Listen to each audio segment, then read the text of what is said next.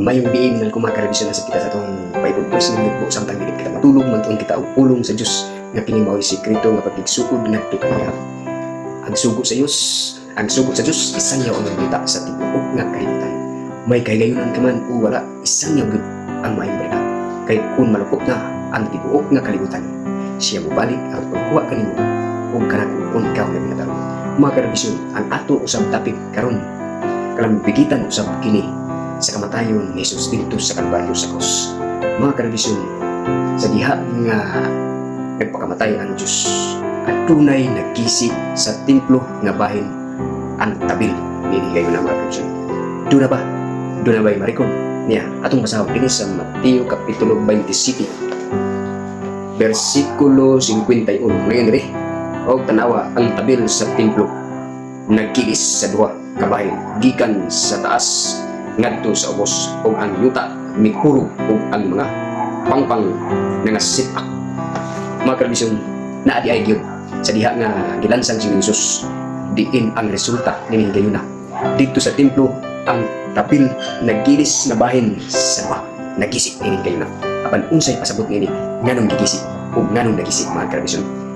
Unsay kahulugan ini? Niya kaniadto mga karabisyon sa wala pa nagpakamatay ang atong buhing Dios gikan sa sinugdan ug ngadto sa kamatayon ni Jesus ang mga halad ni atong panahon ng mga karabisyon sa paghalad sa mga pinaagi nga ang imong sala nga mapasaylo nini gayuna apan sa diha nga nagpakamatay nini gayuna ang atong buhing Dios ang simbolo nini gayuna giwala ang seremonyalo paghalad-halad sa mga anak kundili adunay kahigayunan freedom ang tibuok nga mga katawan nga moderita sa paghampo sa pagtawag sa atong nga buhi nga Diyos mga karabisyon.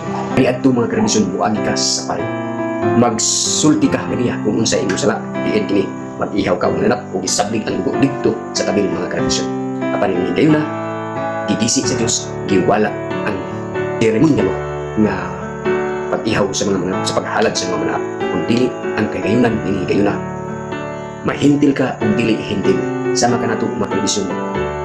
Wala na'y ikinahanglan ipaghalad o mga mananap kung dili atong mga sala isugid na kritso sa atong nabuhi nga Diyos. So tinaw kayo nga ang paghilis pagkabahin sa duha sa tabil sa templo kung dili giwala ang halad-halad sa mga mananap pinaagi sa atong mga sala kung dili modriktan kita may kagawasan kita sa pagsugid sa atong mga sala mga karabisyon. Tinaw o dugang kay balo sa atong kinabuhi nintak na sa taong na kagabiyon magayon pa ninyo ang grasya ug ang panalangin sa Ginoo mga nakanunay sa inyong kinabuhi sa kausan ngayon ang dagan salamat sa inyong pagpaminaw ug God bless sa